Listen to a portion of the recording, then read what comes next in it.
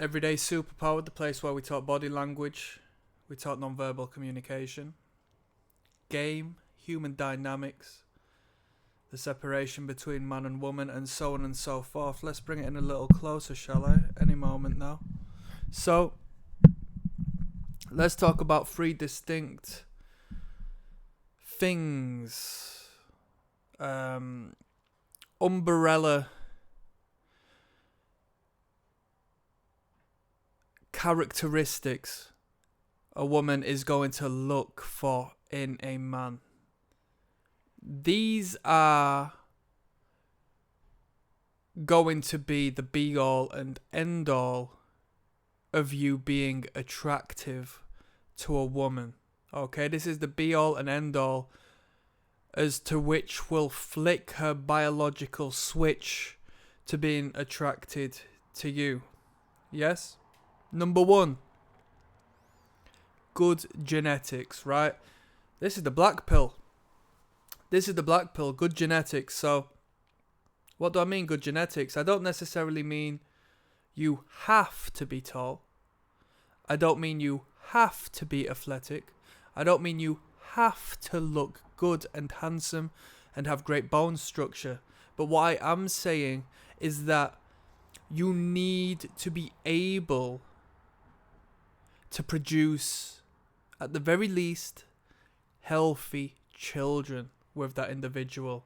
Your genes must be that, or you must accentuate particular features and enhance your health and what you can do as far as your health is concerned to attract a woman based on the fact that her biological pull for procreation will lead her to you through the fact that you can offer healthier children than the next man, and the next man, and the next man. As you continue to enhance this perception of healthy genetic traits, healthy hair, healthy skin, healthy smell, healthy physique, lean body mass, lean body fat, youthful appearance, well kept, or kempt if that's the word. So, you treat your clothing with respect and you're not looking depressed, because it goes hand in hand and is synonymous with, an unkempt individual. Then you will start to tick more and more boxes, not only which enhances your own value in the sexual marketplace, but puts you above and beyond and ahead of thousands of tens of thousands of hundreds of thousands of men who are fighting for that one woman just by making one decision in your life. Okay?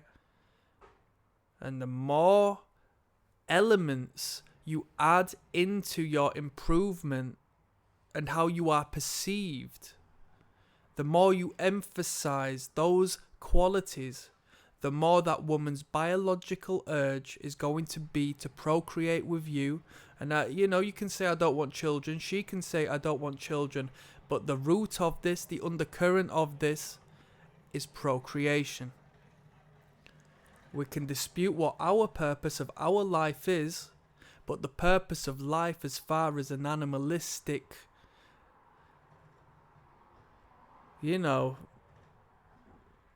human-minded ape on this planet, generally speaking, is procreation. We don't want to go extinct. No animal does. So, that's some food for thought. Continuing on, because we're going to emphasize on that. Healthy genetic traits, such as a showcase of life, as they may be parallel, hand in hand, good health and life, showcases that the child you create with that individual, the child which is within the unconscious of every single individual, because it is a necessity. Some may be pushed away from the idea of having a child due to trauma, each to their own, but generally speaking, it drives the world we live in, especially men's actions. Okay, we can say we do this and that for women, we can maybe accept that, but when it comes into question that beyond the woman is the being with the woman and the procreation with the woman, people tend to try and fight that fact, but that is the purpose of man and woman coming together as one. And when that happens, a child is born. So referring to genetic health, yes, genetic makeup is a part of that. So that's why people from the black pill community say that how you are born and the genes you have are the be all and end all. And to some people, that might make sense. If you are disabled, if you are disfigured in any way, it's going to be harder. If you maybe have a separate mental makeup, so what would you call it, a neurodivergence, which makes it hard to communicate efficiently and effectively, yes, it could be very hard. It could be very hard for you to find somebody who is okay with dealing with that. That's the way it is. I'm not against the black pill way of being. And I'm not against the red pill perspective, because I think it all makes sense, such as the blue pill as well. It all makes sense, and it's all a school that revolves around one particular aspect of reality when it comes to the dating market. So those with a stronger bone structure, those with height, those with this, that, and the third, yes, primitively speaking, evolutionarily speaking, are going to produce better looking, stronger offspring, as to whom will go further and procreate even more so, continuing the genetic line of that individual. That is why we perceive people with these characteristics and traits as attractive and good looking. Okay? Does this make sense? Now let's move on to number 2. Number 2 is going to be a good partner. So we're going to take the child out of the equation, and we're going to look at symbols and behaviors and characteristics of a good partner, i.e., are they emotionally stable? Okay? Are they logical? Are they loving? Social standing and status is a big part of this. Are you respected by your peers? There must be a reason. Are you a family individual?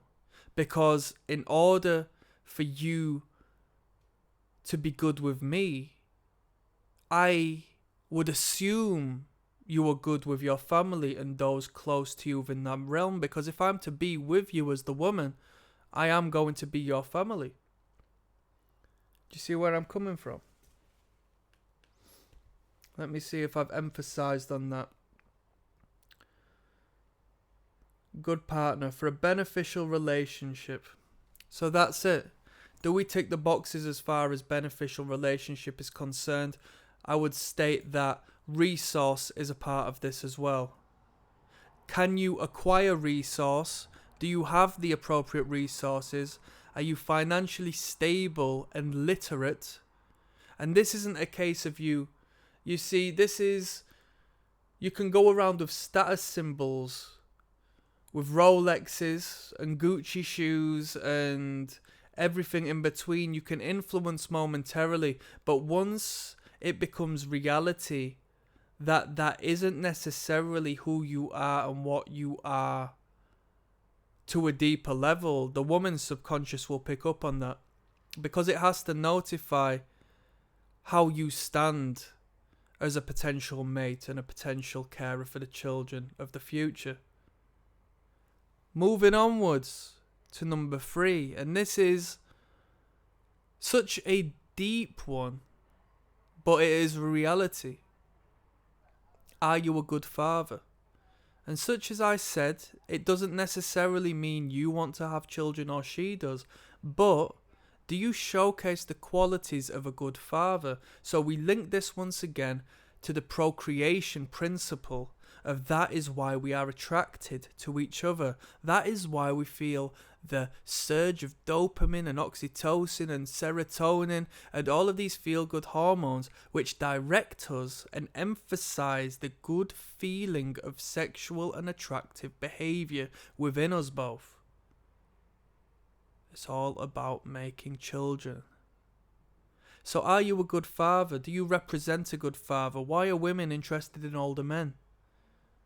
Why are women interested in men who have got the resources, who have got the status, who have got the social circle above and beyond the boys as to whom they perceive of their own age? It's a father figure. It's the father figure. Do you portray the characteristics of a good father? Will you be there for 18 years at least after the creation of that child? This father principle will link into the health principle, will link into the partner principle. Do you give order? Are you dominant? Can you be dominant? Can you take the lead? Are you a natural leader? Because you will need to lead and be the head of the household. That is nature's way. Have I made further notes in regards to that? I have written, it's to ensure survival for the child. That child needs the father. Well, of course, the child doesn't need the father. That's true, but it helps to have the father around because children turn to other masculine figures when that father isn't around.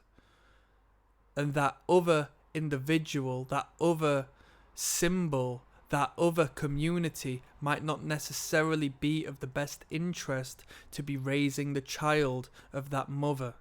And although consciously and although the media tells her that it's completely fine and that she might feel strong and independent to look after this child by herself, maybe she will fight to have this child to herself in spite of the father.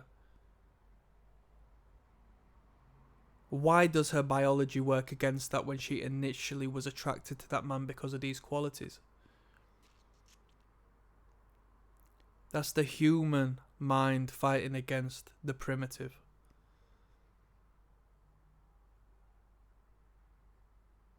We'll go deeper in regards to the position and the role of the father in due time.